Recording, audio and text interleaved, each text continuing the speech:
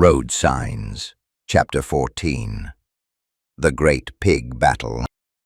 And I don't care whether you asked or not. I don't serve on Fridays. Jeglov hit again, but this time quite hard, and he hit across the table with his left hand, and having rolled in a twisting ball, he laughed contentedly. Humble your soul very deeply, for the future of man is decay. The Vayner Brothers. The Era of Mercy. I passed the posts, using the old well-known password. I did not suffer the fate of the mathematician's subordinates, who were immediately hit with machine guns. It was felt that there was some new order everywhere, and looking closely, I saw the eyes of television cameras watching me for about 100 meters while I was walking along the tunnel. The boss at Sokol was the same. He was the right boss, and who could replace Butov? There was no such person. When I was led to him, I realized that he did not recognize me. Well, yes, I had gone bald and lost weight, dried up, but I hadn't aged that much. However, somehow it all worked together, the baldness and the fact that I had become thin, but I also realized that they wouldn't recognize me because my complexion was different. I was tanned. Tanned skin couldn't exist here, and in their eyes I was not just a stranger, but a freak. They didn't recognize me, taking me for an inhabitant of the upper world, and treated me like a dead man who had accidentally left the kingdom of the dead. True, several times they took me for Vladimir Pavlovich, and I understood why. The cap and jacket did their job. They were remembered, but the people who had disappeared from the station a year ago were not. In a word, I was not myself, and my position was dubious. I was not very dangerous, but at the same time unpleasant. I was disrupting the harmonious picture of the world. And all because I told them that up there was a life no worse than their own. Perhaps, even without me, everyone guessed that there were people at the top. There should be, but when a witness comes, everyone feels unpleasant, because now the news needs to be integrated into their lives. But the chief of Sokol surprised me, telling a rumor that somewhere in the southwest they picked up the call signs of St. Petersburg. However, these were only rumors, and I had several terabytes of information about the route, maps, and, most importantly, personal experience. Butov, and this was visible on his face, understood that he had gotten his hands on a treasure, and he had to decide how to use it. To keep silent and try to milk everything out of me himself, or to spread the word about my appearance further along the chain to the people of the Hansa and other interested characters, right up to the mythical chiefs of the mathematician from the Emerald City. In any case, I realized that, firstly, the station manager would protect me like the apple of his eye, and secondly, no one understood that I was the same electrical equipment repairman they had always known. And that was true. I'd been an electrician in my previous life. And now life was different. In this new life, I was already a completely different person. Then the Sokol manager said that we had made peace with the Voikovskis and the engineers from Almaz. This was no longer a bad peace, but a full-fledged fraternization. To Butov's surprise, the engineers from behind the wall knew quite a lot about him and about all of us. One of the Voikovsky bosses even asked him about me. After talking with Butov, I went out onto the platform and saw the usual bustle. Carts with finished products were scurrying along the tracks. Some people from Dynamo had arrived for pig skins. Some bales were carried past me. A rattling wheeled pallet with tin cans drove past. And then it was as if I had been struck by electricity. A woman passed by, very similar to Katya. It was her. I even flinched, as if from an electric shock, and it was clear that she did not recognize me. Damn. She did not recognize me, and I did not know what to do. And I, having first taken a step towards her, retreated to the columns. I was to sleep in the pig farmer's dormitory. Before going there, I looked into the farm out of old habit. About 12 pig farmers, standing among their charges, were arguing about something.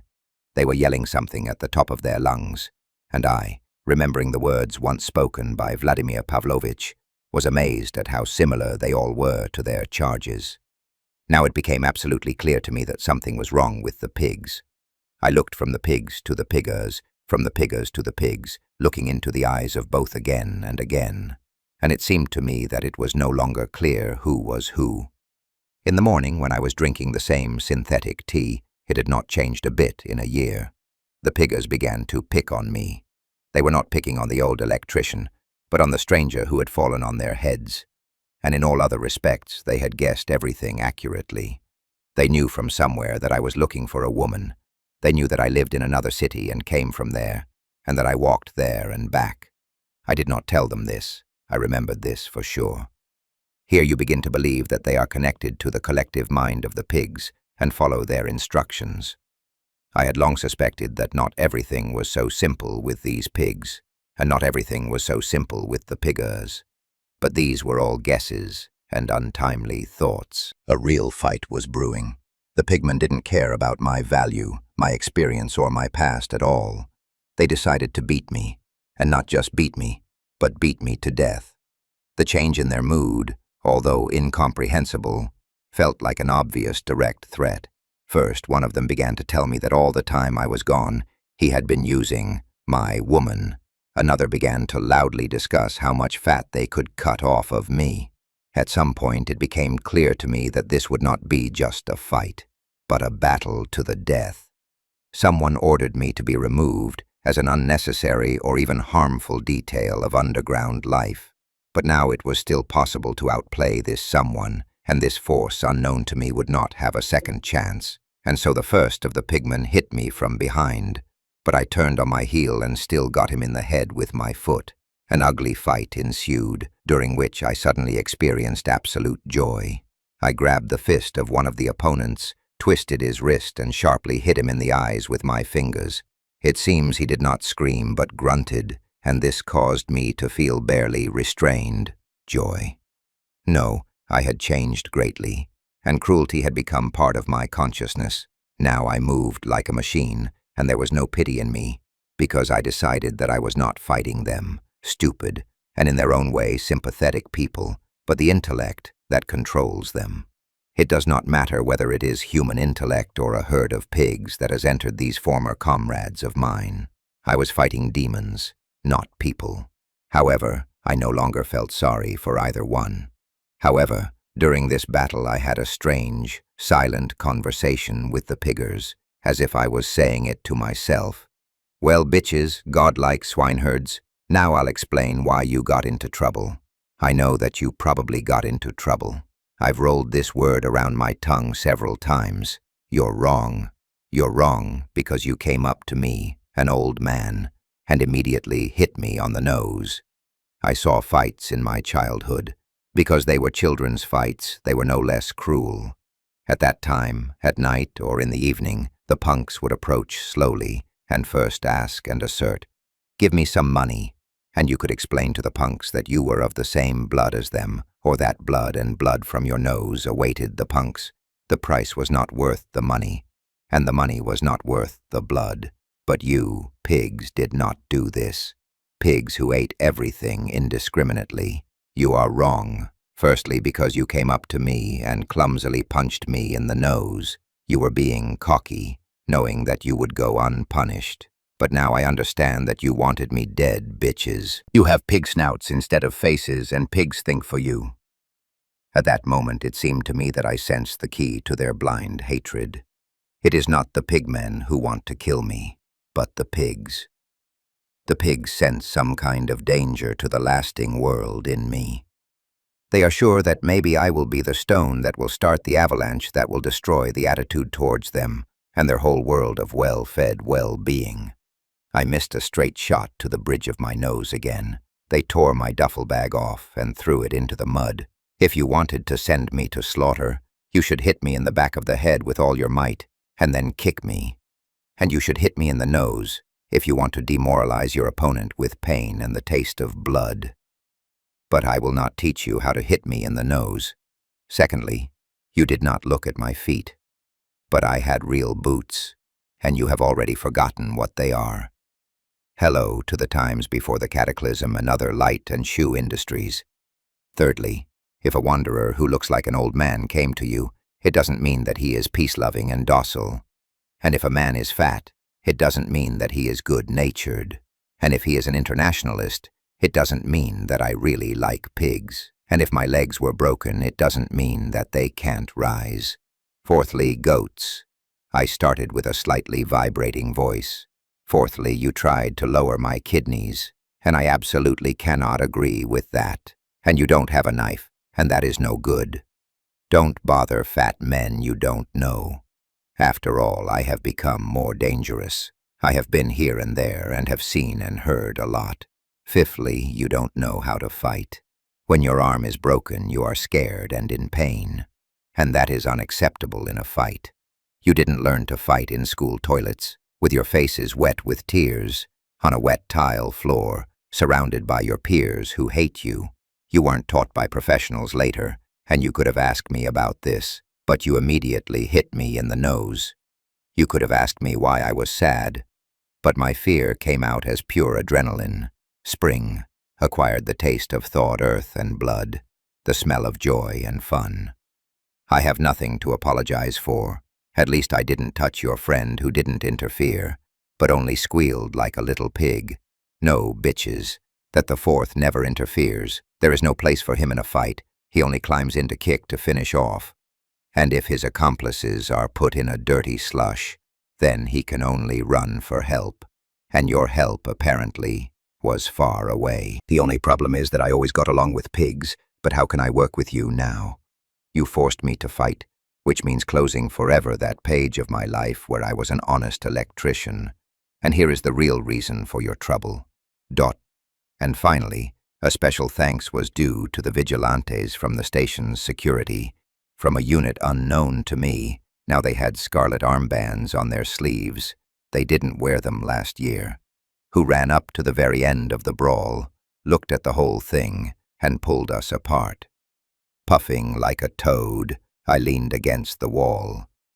The thin ringing that was in my head suddenly disappeared somewhere. Well, yes, it all reminded me too much of the descriptions of a psychotropic attack, the results of someone else's intellect. Now he retreated, and not at all because I defeated him, but because he lost interest in me, decided not to mess with me. So, in the tunnels you won't chase a rat that bit you and immediately ran away. Don't do that. It's more expensive for yourself then. And then I saw a rat. I would have recognized this rat right away, even without a pink ribbon on its neck. It was Katya's rat, and it was looking at me as if I hadn't disappeared for a year, and most importantly, as if I hadn't changed at all. It must have been a telepathic rat, because every time I found myself near it, I thought that we had entered into a dialogue, and were already talking about something without words, but completely understanding each other. I extended my hand, but the animal recoiled, and I sank down on the concrete wall and instantly fell asleep. In the evening, I woke up and went to the underground spring in the shower. Today, as it turned out, was bath day. Every now and then I came across people smelling of our signature pig soap. They were walking in all clean clothes, and it was clear from the blissful expression on their faces that they were happy with the small happiness of everyday life, that they had changed into all clean clothes. Their faces were blissful, and they were walking with bundles of old clothes under their arms. I also joined the line for the shower, and then, after washing, sat down on a wooden bench. Nothing had changed here in a year, and everyone washed, although in different cabins, but the dressing room was common. There I sat, wrapped in some kind of technical canvas, and dried off, thinking about nothing at all. And then I saw Granny Toma. She sat down opposite, and of course did not recognize me. Her indifferent gaze slid over my face, and she began to fold her linen. But then she leaned over and stared at my leg, and I realized what she was looking at. She was looking at the winch scar I had gotten about 10 years ago. The scar was distinctive, as if I had been bitten on the leg, not by a simple pig, but by a giant mutated boar. And Baba Toma was looking at it, and I pretended not to notice it. She looked at my face and still didn't recognize me. A bald man is hard to recognize. Toma, Toma. I realized that I didn't remember her patronymic name, but I had once called her by her patronymic, Tamara. No, I don't remember exactly. Baba Toma looked at me again and, waddling like a duck, walked away. I returned to the quarters assigned to me and slept there, it seems, for 2 days, thinking between sleeps about what to do.